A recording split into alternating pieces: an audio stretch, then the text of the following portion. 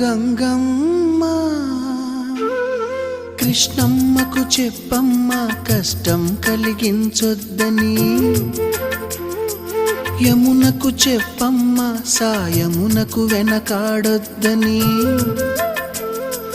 గోదారికి కావేరికి ఏటికి సెలయేటికి కురిసేటి జడివానకి దూకే జలపాతానికి నీతో బుట్టులందరికీ